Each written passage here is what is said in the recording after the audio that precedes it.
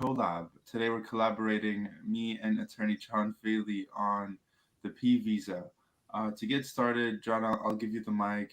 If you could just introduce yourself one more time to those joining us just now, and we'll get started on the P visa through visas.ai. Great. Thanks, Pierre. Appreciate it. John Veely, lead counsel of Veely Law Firm. We also have Veely Global Law Firm. We have offices in Oklahoma, Dallas, attorneys around the country. We have an office in India as well. And we're expanding. So having a lot of fun. One of the things we like to do in our brand promises is it's all about relationships, but then strategy. Strategy is key to winning these cases. That's what we're doing here. We love to give that strategy to you guys to help. Strategy is based on knowledge. Knowledge is the law, right? So you want to argue as a lawyer, even though case or adjudicators often aren't lawyers and they don't argue like lawyers. But what we're going to do is help you utilize the law and strategies to come up with good concepts that win. We call them winning strategies, and we do that through technology. Visas.ai is what helps us build our visas out. We've carved strategy sessions for about 100 different types of visas, and we're going to show you some today on the P-1. And then it's briefing, right? Write briefs and not just cover letters that identify issues and indicate to immigration how your facts meet the law and the strategies utilized to do that. So we started last week on the P-1 visa. What I'll do today is I'll share my screen. We'll go look at the P-1 we started creating in our visas.ai platform. I'll quickly review what we talked about and then finish up today and go from there, okay? So let me share Very this. well. As you're doing that, John, this is in no way a tutorial on how to submit a P visa, correct? This is your process using technology, but it still requires an attorney. Oh, 100%. Yeah, you can't replace attorneys with technology. All you can do is make them better. So let me take it through. So this is visas.ai platform for pro athletes. What we have is or P1 visa for that. So pro athlete is from Australia. I put notes. It's a good case. We're ready to proceed. We set the contract to Cookie Monster. He is the monster truck owner of Pro Athlete. Pro Athlete is a monster truck pilot. Pro Athlete won his basic background. He's won the Aussie Monster Truck Jam in January of 2023. He was selected to the Australian national monster truck team for the World Championships in 2023. Pro Athlete holds the record for highest jump in a monster truck in 2016. There's press on his records, achievements in the Sydney Morning Herald, segment on Mr. Athlete on ABC. And he was covered in a segment of Australian Broadcasting Company's morning show, Good Morning Australia. So that's his background. And sometimes we'll write that up first before we go in. He's coming to compete in Feld Motorsports Monster Jam competition. It's owned by Disney, and it's the highest level of pro monster truck competitions in the U.S. and the world. That's important. The PVs, they need to be competing at the highest level.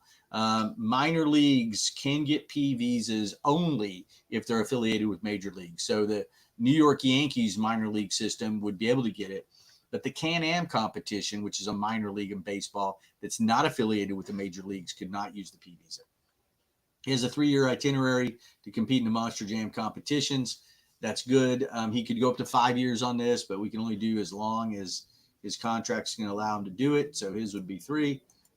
We can use an agent. An agent can allow pro athlete to do other things that are ancillary and related. That's not very broad in P's. Matter of fact, we battled USCIS and they adopted a decision of ours after they denied it, where we were trying to say that coaches and those who were playing with guests at tennis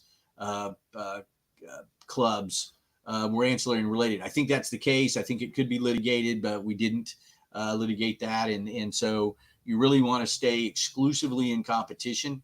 And but you can do endorsements, just not coaching as endorsements. So that allows an athlete who's a pro basketball player to have an endorsement agreement with Gatorade, even though that's not really close to the industry like coaching is, but that's where they've drawn the line. So you should know that. You're going to have a hard time getting a P visa approved if you're trying to add coaching elements to it right now. So some of the P visa criteria. So if you've competed in major league teams in the past, so the Monster Jam competition in the United States is also internationally, and that Pro Athlete was in the Monster Jam competition in Sydney, and it's one of their tour stops. So I think you can make the argument there. The evidence would be probably an article. In this one, it's Pro Athlete wins debut in Monster Jam under Monster Truck Magazine date and who it's the author. You need to have all that stuff in there. The national team is he's a member of the Australian national team in the Monster Truck World Championships. Evidence could be, again, articles, stats, and things like that.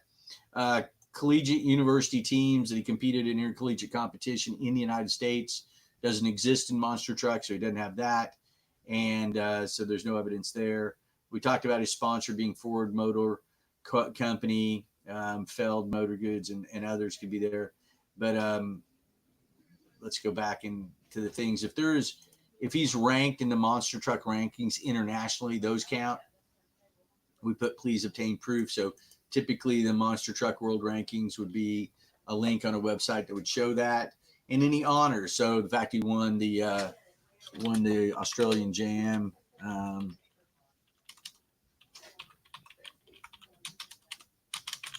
Would be an honor if he was ever named Australia Monster Truck Pilot of the Year. That would be an award. Now, you don't always have those things. Sometimes the honor might be to a team. If they have a critical connection to the team, you can use that. You can use some statistical analysis to support it. You can use one of the criteria for the P is a governing body letter. So if the governing body of sports, which again would be probably Feld Motorsports or Australia's governing body for monster trucks, would write a letter indicating that. And another is experts. So using experts to do this is really critical. Thank you. An expert is, let's talk about what an expert is. An expert is not somebody that has a vested interest, right? So it can't be the group that wants to hire him or the team you work for or company you work for. You shouldn't have somebody that worked for him either. They need to be independent. They can know him. They just shouldn't have a vested interest. So that expert, what you want to use an expert is to evaluate the evidence and then state why the evidence through the perspective of the expert makes sense, right? So USCIS doesn't know what's important, what's not important, and an expert can help them with that. More importantly, if you're just saying it to USCIS, then they could just disagree with you. If an expert says it, it's evidence, and that's under a case called BSTEC. That's a Supreme Court's case. It wasn't an immigration case, but the Supreme Court held that an expert, even without supporting evidence, their opinion is evidence, right? So think about it like this. USCIS doesn't have experts. If you have an expert and that expert can say, this is why he meets the criteria of this or this, they have to take it seriously. And if they don't, you can sue them. And it would be, we won a lawsuit on the O1 or the EB1 visa category, extraordinary ability, because we had expert testimony and they didn't even discuss it in their denial, right? And if they had tried to say that the expert wasn't good enough, we could have got him. But the fact that they didn't discuss it whatsoever made it a slam dunk case, and they reopened and issued the EB1 for our client in that. So great use of experts. So that's kind of the P1 strategically. If I can take you in my software. Yeah, John, just going back really quick to experts, is that, yeah. I mean, in criminal justice, they also use experts on the stand, right? Experts that basically are evidence. Is that why also, is it similar to immigration where an expert says, this is how it is because I'm an expert in my field? How do you find these experts when someone comes to you and wants to work with your firm? Is it a hard process, or can you guys assist with access to experts in the field? Fantastic question, Pierre. I'm going to take us out of this, back to this. Fantastic question. So experts often will come from the beneficiary or petitioner, right? Like they're in the industry, especially in sports. they're going to know. So let's talk about who an expert would be. So in the P visa, an opinion of a governing body official is one of the criteria. An opinion of an expert is another one of the criteria. So a governing body official is an expert too, but what's another expert? So an expert can be somebody who's a recognized athlete or coach. They could also be a member of the sports media that covers it. They could be another governing body official. Maybe they're even an agent. Somebody that has knowledge is going to be good enough to be an expert. I've never seen anybody say this person's not really an expert. Now, I've never put up an expert that wasn't an expert, but the criteria is not hard to get there, and I've never seen USCIS do it. Now, there are some federal law that talk about qualifying somebody as an expert in a trial, and if you really want to dot all the I's and cross all the T's, follow that. What makes that person an expert? And it's basically going to be on longevity. Now, you want to support their expertise with their resume and things like that. But then once you've gotten the expert, then what you want the expert to do is evaluate each piece of evidence and then state in their opinion how that piece of evidence meets the criteria. And what they should look at is the plain language of the regulation and the policy that USCIS has issued in its policy manuals to say, here's the considerations or factors on whether or not this thing's there. And then look at those factors and then explain why they meet it. Now, what could that be? So an expert can do a couple things. An expert's trying to say that somebody is really good at a sport. An expert can evaluate video, right? And the expert can say, here's why this person is one of the better players in the competition or in the country or whatever, right? And they can break it down and use their knowledge on why what they're doing is impressive, right? And that's the key way to use one. But that, so finding the expert. Now, if you do enough of this, you may know experts, and those experts might be willing to do this for a fee or for free. I mean, some of them are willing to do that, but just finding somebody that has that knowledge. And then the best thing to do is work with them and help them draft it, as opposed to just telling your client, go get expert letters. If you do that, you're often going to come back with a lot of information about the expert and then little information about how that individual meets the criteria. They may say why they're good, but why you're good is not the P visa. For example, we're just talking to a rugby coach today. He's coached at the highest level of a lot of different professional teams, but that's not one of the criteria. Criteria is, being in a national team in international competition, right? That's different.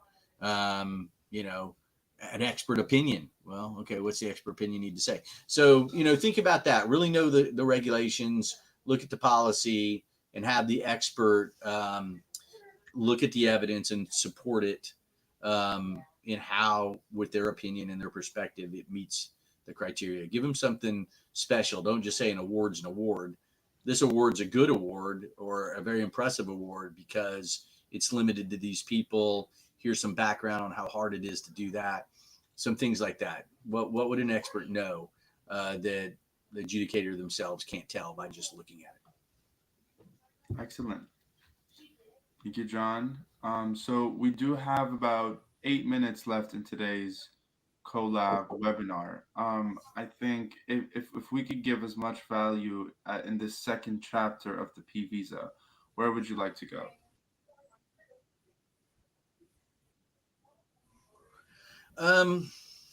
There's a couple different types of P visas. You should know that, right? So there's a P visa for what's called an internationally recognized athlete. And those are almost always the individuals, right? So a marathoner or a mountain biker or a kayaker is going to have to show international recognition. Tennis players, those are all them. The pro athlete is a P visa too, and it's for players that are on teams that are in competition of at least 6 other teams with combined revenues in excess of $10 million. and you have to show, there's some things that come down. You got to show more than just a letter. You're gonna have to show the tax returns of the teams to get there, and that can be difficult. And some teams aren't there for a while, right? You may have an emerging sport. So, we've done that with a number of competitions where they're not at the $10 million, or we haven't received information for the 10 million. So we'll do that. If we think we're close, or we've met the competition level, we might do a two-prong brief where international recognition plus um, the, the professional athlete standard. That way, if they're a bubble international athlete, they meet it over the other one, or if the evidence isn't clear enough that they meet the 10 million, and you got an accountant that says it does, then maybe they just approve it. So that's a strategy that we've used in the past for that. So that's important.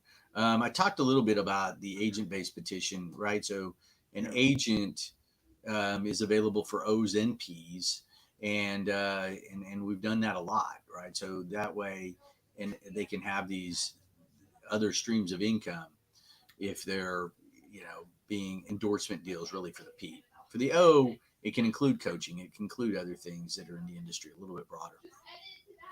So those are, I think, important. Is that spurring more questions for Oh you? yeah, yeah, John. I'll ask you a follow-up question that I'm sure a lot of people have. Agents, does that mean that I have to now also add, as a petitioner, I have to go and find an agent to manage me? You know. Excellent question. So that actually question has been asked and answered some years ago, where USCIS for a very short period of time said the agents had to be in the business of being agents, right? And then they decided, no, that's not necessary. It's an agent for immigration purposes. So that agents can be one of the three employers, right? They could be the main employer. And then to order to do an agent based, you have to get acknowledgement that from the other direct employers that you can serve as an agent for them for this visa, and it has to have a contract with each of the direct employers. So it can't just be a letter saying we're going to hire them, which they do in other immigration cases, but a contract. I like contracts better than letters. A contract is an agreement between two parties. Contracting is pretty simple, really. It's a contract law says offer, acceptance, and consideration. So what does that mean? That means, it's between two parties. The offer is here's how much you're going to get paid. The duties need to be in there that you're going to compete and do these things. That could also include you're going to promote the team, wear, patches or shirts or a particular type of shoe or stuff like that, a racket, whatever it is. And those are your terms, and then signed by both parties. That's a contract, right? A letter is just telling USCIS what you're going to do. So it's not as binding, and it doesn't meet the agent based one. It will if you're doing a P just for a particular team or company. Very well. Wonderful. When it comes to taking this process and moving forward, what is the timeline that someone is looking at? Is it about how prepared they are with all this, information, or is it something that, on average you can give someone the process of how long it takes to prepare when they work through firms? Yeah, for sure. I mean, I think most lawyers, it's going to take a few weeks to do these things. There's a lot that goes into them. What my team does is it researches coaches or athletes online and sees what they can find. But, it doesn't have is contracts that they've had with teams. Certain awards aren't obvious. Just really understanding them isn't there. So it's always smart. We have strategy questions. We do this thing right here, where we take that platform I just showed you, the visas.ai platform, and go through, meet the criteria, and then we send it out to our clients so they can add things. What I'll do is I'll sign a case manager that's a paralegal to talk to them and get things from them. Sometimes we'll find that they don't have contracts, and we help draft contracts, or we'll talk to their expert and we'll draft expert letters for their experts and help write the brief. So we'll need schedules, things like that are all go into this. So they can be put together pretty quickly, a matter of weeks a lot of times, but sometimes they drag on when we're waiting for things. Immigration for regular processing is about 3 months. but you could easily say that could be 6 or even longer sometimes. Sometimes the last question is called request for evidence. Mm-hmm. You need to be able to respond to those. Premium processing is eligible or is available for P visas. Premium processing is a 15 business day um, criteria. So it's usually 3 weeks to expect that from when they receive it. But that's an additional $2,508 filing fee. But if you really need to get somebody in quickly, use it. As opposed to waiting 3 to 6 plus months. Very, very good. Last question for today, John. How long is a P visa usually valid for? And how does the renewal look like? They can be good up to 5 years, and they can kind of be renewed over and over. And it's a pretty cool visa, and it can lead you to the EB1 green card. A lot of people think only the O1 can go there, but it's not true. You can go from the P1 to the EB1. A lot of high level pro athletes do that. Ps have a lower standard than an O, so and especially the major sports, they crank them out really quickly. A lot of times, non-attorneys do those. You really, it's pretty sophisticated when it comes to the internationally recognition arguments, but the pro athlete arguments not as complicated. Spot on. Well, thank you so much, John. For anyone watching, again, this is not legal advice, even if it's coming from an attorney. I think it would be great for anyone interested to have a one-on-one strategy session with John and his team. And I love that you guys use strategy session because it's not a consultation. It's way, way more than that. You basically walk away with a lot of things Yeah. and a plan about your journey. John, where can people find you if they're interested in a Do session? you still have the I think you have a flyer for us, but Oh yes, yeah, yes. We'll put it in our onlinevisas.com is our website. That gives you a great overview of immigration. VLiLaw.com is about our firm, which is more about us. But online visa, both of them have information on each visa. We have a YouTube channel for online visas that has lots of videos. Those can also be found on onlinevisas.com. You can email me at john@vlilaw.com, which is JON at V as in Victor. It's right there. VLiLaw.com. You can see that information at VLiLaw.com. Hits a number of members of my team. That's a little better because they can help schedule a strategy session if you want to talk. Yeah, that's how to get us. Very well. Well, thank you so much for your time. We'll catch you then next week at the same time for another follow up, another chapter about the P visas. And if anyone is watching us or listening to the podcast form and there's a visa type that we're not covering in our podcast, feel free to let us know. We're always looking for recommendations on what to cover next. And with that, thank you very much, Attorney John Veely. Thanks, Pierre. Take Thanks. care. Talk to you soon. Bye.